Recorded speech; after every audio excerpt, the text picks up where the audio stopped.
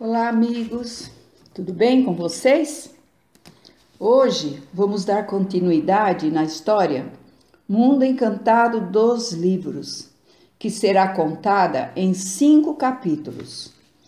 Essa história é sobre uma garota que adorava ler e acontece em uma época em que não havia fácil acesso aos livros para as pessoas, principalmente de baixa renda.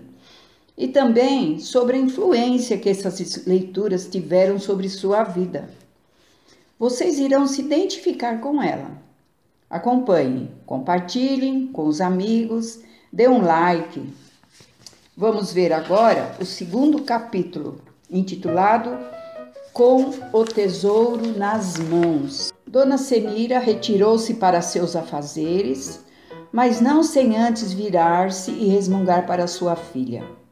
Não pense que não escutei você dizer que ninguém lê. Eu e seu pai somos ninguém? Entrei em casa, abraçada aos livros, carregando meu tesouro.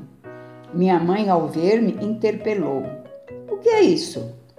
São livros, mãe. Dona Senira emprestou-me. São tantos livros que ela tem um verdadeiro tesouro. Precisa ver. E o que vai fazer com eles? Vou ler. Quando acabar estes, ela empresta outros. Eu estava deslumbrada. Que tempo vai ter para ler? Perguntou o pessimista.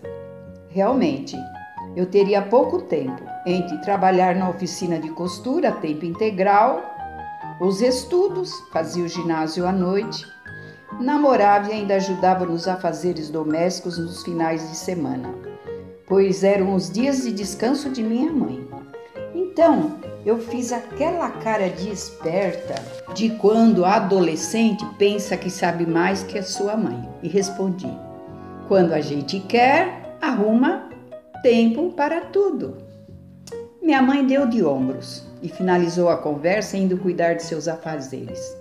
Eu literalmente enfiei o nariz no livro. Isso ocorreu por volta de 1963 e hoje em dia tenho uma modesta biblioteca e os livros são em maior número do que eu consigo ler. E ela é rotativa. Quando acabo de ler, se não for livro de estudo, eu faço doação para quem queira. Penso que livros não devem ficar na estante, apenas como enfeite.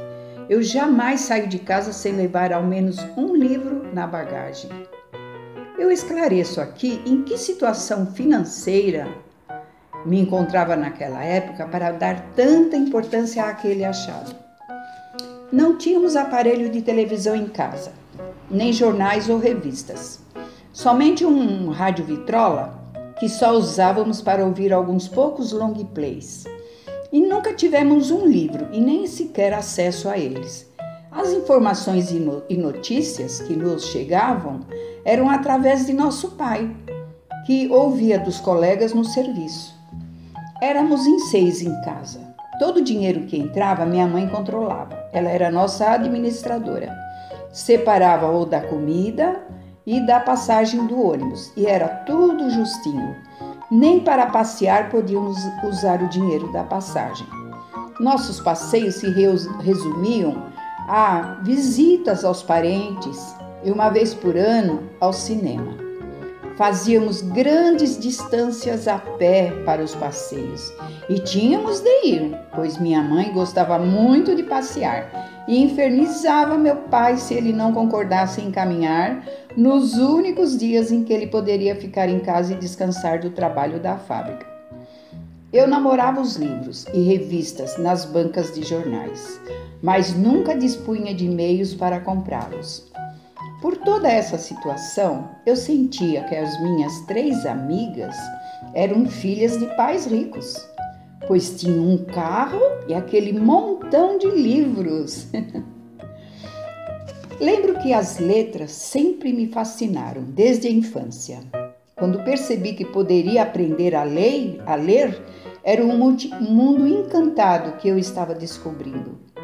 A cartilha, no primário, era Caminho Suave e foi lida e relida por mim muitas e muitas vezes.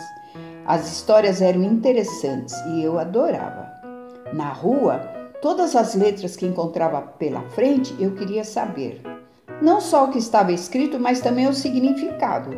E era um tal de: o que é isso? O que quer dizer isso? O que está escrito ali? Ainda bem que a minha mãe respondia a tudo com paciência, dentro do seu pouco saber, orgulhosa da filha curiosa e interessada em aprender. Meu pai contava-me historinhas para dormir, e isso incitava a minha imaginação. E também tinha uma professora do primário que toda sexta-feira lia um livro de fábulas infantis. Eu amava aquela professora por isso e devorava suas palavras. Ela era minha heroína. Esse mundo encantado fazia parte de minha vida e minha imaginação fértil desejava encontrar os 7 anõezinhos. Queria viver em uma casa tão forte como a do prático dos 3 porquinhos. Desejava ter uma vozinha tão doce como a do Chapeuzinho Vermelho. Encontrar o patinho feio e dar-lhe abrigo.